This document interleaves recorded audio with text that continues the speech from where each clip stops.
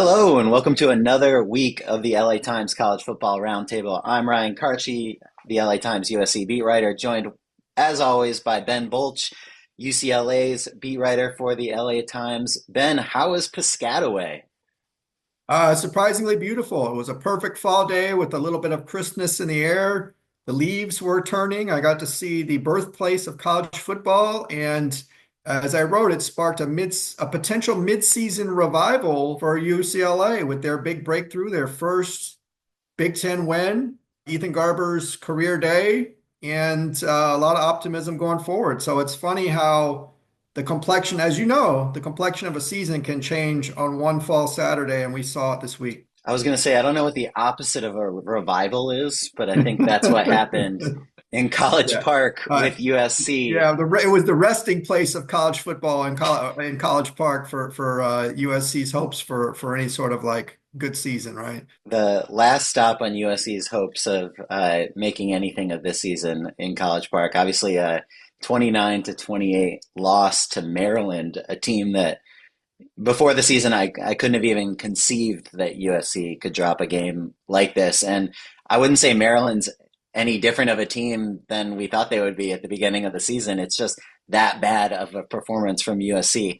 Again, blowing a fourth quarter lead in 5 weeks, which is truly you just have to see it to believe it at this Yeah, point.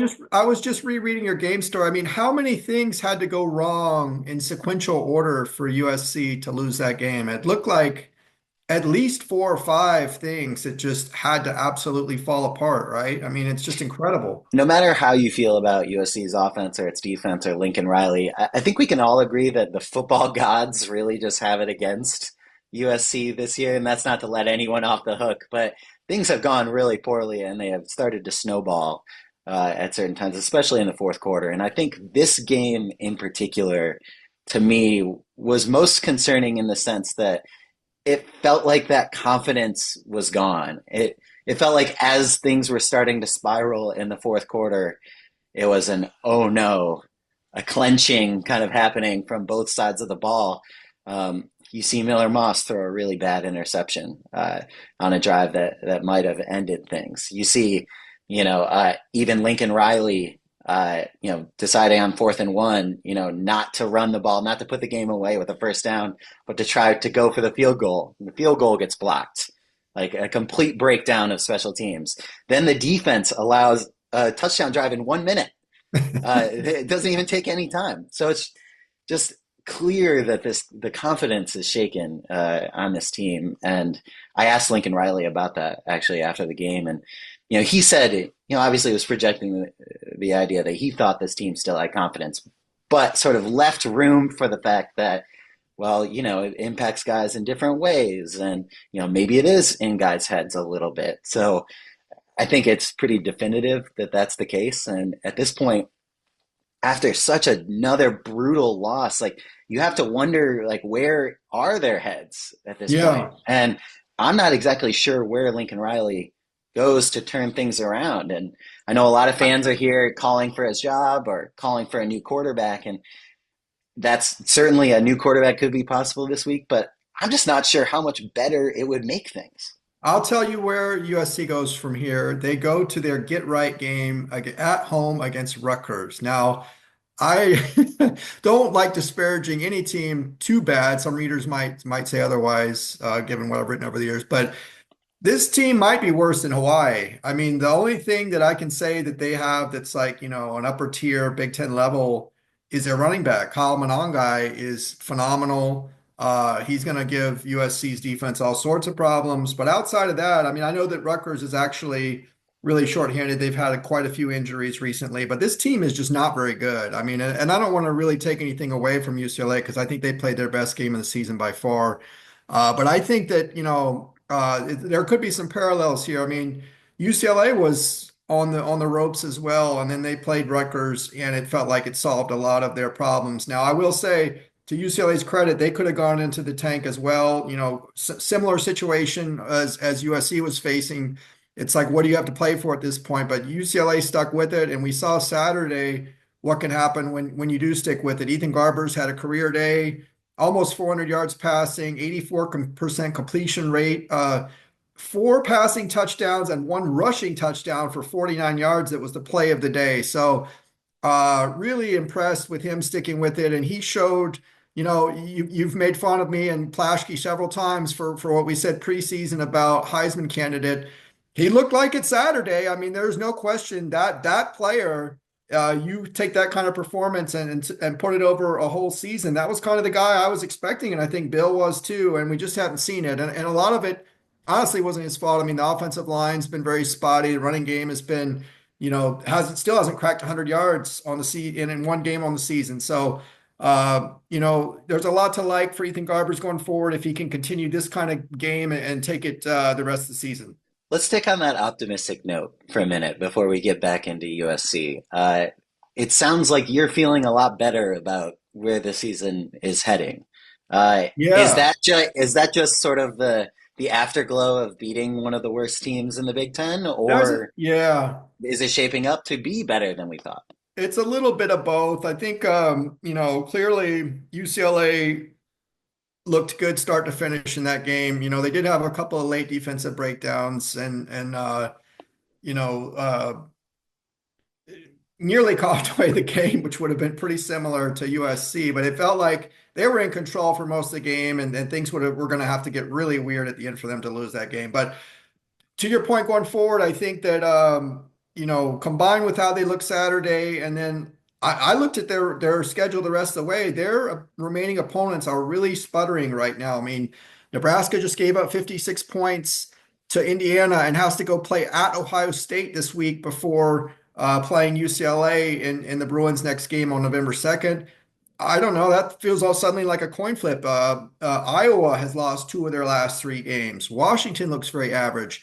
As you well know, USC is not a juggernaut. And then they end the season with Fresno State. So I don't think there's one game where you can say, hey, there's very little chance UCLA is going to win this game. So I think taking that in consideration and the aggregate probabilities, I see two or three more wins on the schedule for UCLA, and everything breaks exactly right. They need to go 4-1 down the stretch to make a bowl game. I don't think it's out of the realm of possibility. So, maybe this can be somewhat of a salvage first season for Deshaun Foster. What a turn that would be if UCLA somehow manages to become bowl eligible while USC is, scrounging together just to make it to the Quick Lane Bowl. You know Just what? I mean, as we were talking before we went on here, if we had to make our rivalry game pick at this moment, I would pick UCLA to beat SC. I think with Garber's playing like that, it's going to be his last game at the Rose Bowl. That this whole team's going to be juiced to beat SC at home. I mean, I think, I reserve the right to revisit this, but as of this moment, I would pick UCLA to beat SC. And how funny would that be that Deshaun Foster, with all his doubts and everybody, slinging mud at him, beating Lincoln Riley in his first year? That would be an incredible story. That's truly how bad it's gotten for Lincoln Riley these last couple weeks. And in terms of bowl eligibility, I mean, realistically, if you look at USC's schedule from here, let's say they beat Rutgers. Let's say even that they beat UCLA. That leaves three games in which they need to win one in order to become bowl eligible. Those games are against Notre Dame, Washington, that has the best pass defense in the nation, or did coming into this week. I'm not sure if they still do. And Nebraska. Now, Nebraska hasn't looked good recently, and that's at home. So that's probably the most likely one. But before the season, if you told me that they lost that game, I would have believed you completely. So it's not a sure thing that USC at this point is going to make a bowl game, which is just stunning and really just an indictment, I think, of the coaching this season. There's only so often you can look at a team and say, like Lincoln Riley had so often, that, we're only a few plays away. We were in every game. When it happens four times, that inability to finish then becomes your biggest weakness. And that is a coaching thing, ultimately. Lincoln Riley hasn't proven capable of pulling a team kind of out of a prolonged slump. I mean, last year when the season started sliding away, even with Caleb Williams, a much better situation on offense, there were a lot of the same messages, and Lincoln Riley could not turn things around. Ultimately, he never had to at Oklahoma. This isn't a test he's faced before. So I am curious to see how he responds this week. And the first sign of that response is that USC has closed media viewing for this week of practice. Now, I was reminded they did do that for the bowl game last year. But in terms of relevant media viewing practices, um, we're not going to have any this week. So read into that what you will about changes that might happen. We don't know for sure where that's going to shake out, but I do think there's a lot of smoke around the quarterback situation at this point. And Miller Moss, while Lincoln Riley really leaned on him in this past game against Maryland to a surprising degree when the run game was working quite well again. But Miller Moss throws 50 passes. I don't know that there's a need for him to ever throw that many passes in a game when your run game is going as well as it was. Um, but he looked very inconsistent. Again, some great throws down the field, some underthrown deep balls that could have been picked off. The interception that he threw was a particularly bad throw in a particularly important time. And lately, it just doesn't.